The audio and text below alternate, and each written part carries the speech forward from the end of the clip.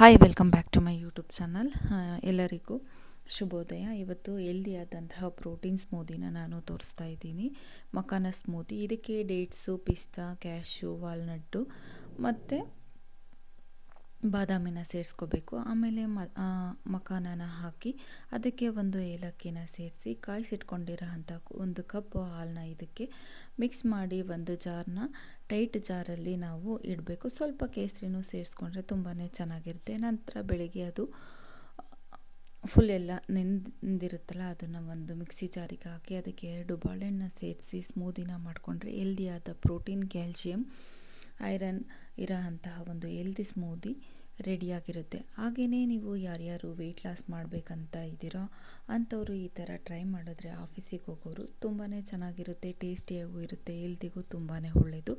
ನಾನು ಸುಮಾರು ಸಲಾಡ್ಸ್ದು short videos ಹಾಕ್ತಾಯಿದ್ದೀನಿ. ಅದ್ರ ಜೊತೆಗೆ ನಾನು ಇಲ್ಲಿ ಅದನ್ನು ಲಾಂಗ್ ವಿಡಿಯೋಗೆ ಸೇರಿಸ್ತಾ ಇದ್ದೀನಿ. ಇಲ್ಲಿ ಬ್ರೋಕ್ಲಿ, ಸ್ವೀಟ್ ಕಾರ್ನು ಮತ್ತು ಪೀನಟ್ಸ್ನ ನಾನು ಸ್ಟೀಮ್ ಮಾಡ್ಕೊಂಡಿದ್ದೀನಿ. ನಂತರ ಅದನ್ನು ಒಂದು ಬೌಲಿಗೆ ಸೇರಿಸ್ಕೊತಾ ಇದ್ದೀನಿ. ಡ್ರೈ ಫ್ರೈ ಮಾಡ್ಕೊಂಡಿರೋ ಅಂತಹ ಪನ್ನೀರ್ನು ನಾನು ಇದಕ್ಕೆ ಆ್ಯಡ್ ಮಾಡ್ಕೊತಾ ಇದ್ದೀನಿ. ಹಾಗೆಯೇ ಸ್ವಲ್ಪ ಸಾಲ್ಟು, ಸ್ವಲ್ಪ ಚಿಲ್ಲಿ ಫ್ಲೇಕ್ಸು, ಹಾಗೆಯೇ ಇದಕ್ಕೆ ಮಾಡ್ಕೊಂಡಿರೋ ಅಂಥ ಡ್ರೆಸ್ಸಿಂಗು. ಇದ್ರದ್ದು ನಿಮಗೆ ವಿಡಿಯೋ ಬೇಕಂದರೆ ನನಗೆ ಕಮೆಂಟ್ ಮಾಡಿ, ನಾನು ಇದಕ್ಕೆ ವಿಡಿಯೋ ಮಾಡಿ ನಾನು ಹಾಕ್ತೀನಿ. ಸೊ ಅದನ್ನು ಮಿಕ್ಸ್ ಮಾಡಿ ನಾವು ತಿಂತಾಯಿದ್ರೆ ತುಂಬಾ ಚೆನ್ನಾಗಿರುತ್ತೆ. ಸೊ ನೀವು ಯಾರ್ಯಾರು ವೆಯ್ಟ್ ಲಾಸ್ ಮಾಡಬೇಕು ಅಂತ ಅಂದ್ಕೊಂಡಿದ್ದೀರಾ, ಈ ಥರ ಟ್ರೈ ಮಾಡಿ. ತುಂಬಾ ರುಚಿಯಾಗಿರುತ್ತೆ, ಟೇಸ್ಟಿಯಾಗೂ ಇರುತ್ತೆ. ಹಾಗೆಯೇ ನಾನು ಇಲ್ಲಿ ಮಧ್ಯಾಹ್ನಕ್ಕೆ ಚಪಾತಿಗೆ ಈರುಳ್ಳಿ ಪಲ್ಯ ಮಾಡ್ತಾಯಿದ್ದೀನಿ. ತುಂಬಾ ಚೆನ್ನಾಗಿರುತ್ತೆ. ಚಪಾತಿ ಜೊತೆಗೆ, ರೊಟ್ಟಿ ಜೊತೆಗೆ, ಅಕ್ಕಿ ರೊಟ್ಟಿ ಜೊತೆಗೆ ತುಂಬ ಚೆನ್ನಾಗಿರುತ್ತೆ. ನಾನು ಇಲ್ಲಿ ಚಪಾತಿಗೆ ಮಾಡ್ತಾಯಿದ್ದೀನಿ. ಆನಿಯನ್ನ ಕಟ್ ಮಾಡಿಕೊಂಡು ಇಲ್ಲಿ ಒಂದು ಬೌಲು ಮೊಸರು, ಖಾರದ ಪುಡಿ, ಸ್ವಲ್ಪ ಅರಿಶಿನ, ಉಪ್ಪು, ಧನಿಯಾ ಪುಡಿ, ಸ್ವಲ್ಪ ಹುರ್ಗಡ್ಲೆ ಹಿಟ್ಟನ್ನ ನಾನು ಸೇರಿಸ್ಕೊಂಡು ಇಲ್ಲಿ ಮಿಕ್ಸ್ ಮಾಡ್ಕೊತಾ ಇದ್ದೀನಿ. ಒಂದು ಪ್ಯಾನ್ ಇಟ್ಕೊಂಡು ಜೀರಿಗೆ, ಸಾಸಿವೆ, ಶುಂಠಿ ಬೆಳ್ಳುಳ್ಳಿ ಪೇಸ್ಟು, ಹಸಿರು ಮೆಣಸಿಕಾಯಿ, ಕಲಸಿಟ್ಕೊಂಡಿರೋ ಅಂಥ ಮೊಸರನ್ನ ನಾನು ಇದಕ್ಕೆ ಸೇರಿಸ್ತಾ ಇದ್ದೀನಿ.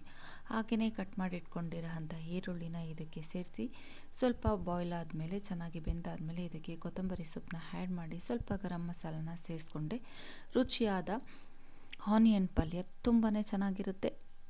ನೀವು ಚಪಾತಿ ಜೊತೆ ಅಥವಾ ಅಕ್ಕಿ ರೊಟ್ಟಿ ಜೊತೆ ತಿಂದರೆ ತುಂಬಾ ಟೇಸ್ಟಿಯಾಗಿರುತ್ತೆ. ಸೊ ಇದಾಗಿತ್ತು ಇವತ್ತಿನ ಲಂಚ್.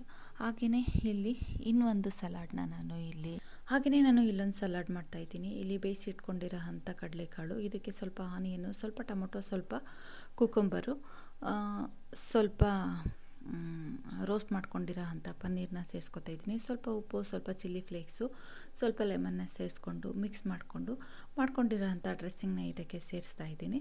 ಇದನ್ನು ಮಿಕ್ಸ್ ಮಾಡಿಕೊಂಡು ತಿಂದರೆ ತುಂಬಾ ರುಚಿಯಾಗಿರುತ್ತೆ. ಲಾಸ್ಟಲ್ಲಿ ಸ್ವಲ್ಪ ಕೊತ್ತಂಬರಿ ಹಾಕ್ಕೊಳ್ಳಿ. ಟೇಸ್ಟಿಯಾದ